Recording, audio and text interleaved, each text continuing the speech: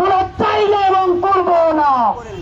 আমরা চাই আমাদের এই পেশারের কারণে প্রশাসনের মধ্যে আওয়ামী লীগের, ভারতের, মোদীর, দিল্লির যে দালালগুলো আছে আমাদের এই তাদের কারণে অধিকৃতদেরকে গ্রেফতার করা হোক। উপদেষ্টাদের মধ্যে যেই শ্বশুরগুলো আছে যারা মানুষের রক্তে আওয়ামী লীগের ঐতিহ্যকে মিশে পছন্দ করবে তাদেরকে ধাক্কা দিয়ে উপদেষ্টা পরিষদ থেকে বের করতে হবে। সুতরাং আমাদের আজকে তিনটে দাবি। প্রথম দাবি হচ্ছে অতি সত্তর গণহত্যাকারী আওয়ামী লীগের নিবন্ধন বাতিল করতে হবে। দুই, জাতীয় পর্যায়ের কেন্দ্রীয় কমিটি থেকে শুরু করে বাংলাদেশের প্রত্যেকটা ইউনিয়ন পর্যন্ত খুনি গণহত্যাকারী আওয়ামী লীগের যে কমিটি আছে সেই কমিটির প্রত্যেকটা সন্ত্রাসীকে অনতিবিলম্বে গ্রেফতার করতে হবে। আমাদেরকে অনেকে বলবে তাই তো সবাই গণহত্যায় অংশ নেয় নাই, যে দল গণহত্যা করেছে তার কমিটিতে যে আছে সে কি তাহলে ব্যস্ত এটা জানতে চাই। সুতরাং কোন প্রমাণ লাগবে না।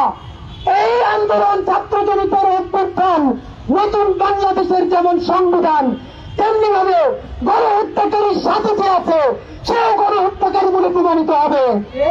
এবং আমাদের তৃতীয় দাবি, আজকে বাংলাদেশের জুলাই যোদ্ধারা, আপনারা শুধু নর্থ সাউথের খবর জানেন, ইস্ট ওয়েস্টের খবর জানেন, ব্লকের খবর জানেন, অথচ বাংলাদেশের প্রত্যেকটা জেলায় উপজেলায় আমাদের ভাইরা যে পৃথিবীর বাসের কেল্লা করে তুলেছে সেখানে আমাদের ভাইদের জীবন বিপন্ন কোন সন্ত্রাসীরা প্রতিদিন হামলা করছে, থ্রেট দিচ্ছে, সেই খবর আপনারা কেউ জানেন না।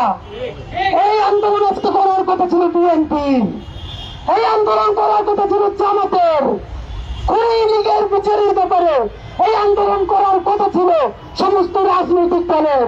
তারা কি করলো? তারা কি এখন ক্ষমতার রুটি ভাগাভাগি করছে, দল গোজাচ্ছে, ভোটের প্রস্তুতি দিচ্ছে, আর আমরা ছাত্র জনতা খেয়ে না খেয়ে চিৎকার চেঁচামেচি করে খুনি লীগের বিচার চাই, আর তারা আমাদেরকে জনতার শত্রু বানাতে চায়। সুতরাং 3 নম্বর দাবি হচ্ছে আমাদের প্রত্যেক বিপ্লবী জুলাই যোদ্ধাদের জীবনের সম্পূর্ণ নিরাপত্তা নিশ্চিত করতে হবে। যদি না পারেন, এই উপদেষ্টা পরিষদ কোন রেগুলার উপদেষ্টা পরিষদ নয়, ছাত্র জনতার অভূতপূর্ব বিপ্লবের মধ্য দিয়ে হয়েছে, তাহলে আপনারা আর কেউ ভিআইপি প্রোটোকল নিতে পারবেন না। আপনাদের সাথে পুলিশ এবং আইন থাকতে পারবে না। হয়তো বাংলাদেশের প্রত্যেকটা জুলাই যোদ্ধার জীবনের নিরাপত্তা দেবেন, অথবা আপনারা ভিআইপি প্রোটোকল আজকে থেকে বন্ধ করবেন। এই 3 দফায় আমরা এই যমুনার প্রবেশ মুখে এইখানে এখন বসে যাব যতক্ষণ না পর্যন্ত সরকারের তরফ থেকে আইন উপদেষ্টা অথবা স্বরাষ্ট্র উপদেষ্টা অথবা ছাত্র উপদেষ্টাদের একজন এসে আমাদের লিখিত দাবি ছাত্রদের কাছ থেকে এসে গ্রহণ করবেন, এবং এই সিদ্ধান্ত কতদিনের মধ্যে হবে সেটা যতক্ষণে না যাবেন ততক্ষণ পর্যন্ত ছাত্র জনতা এখানে অনশন ঘোষণা করবে ইনশাআল্লাহ। বাংলাদেশ জিন্দাবাদ, ইনকিলাব জিন্দাবাদ, লাল জুলাই জিন্দাবাদ।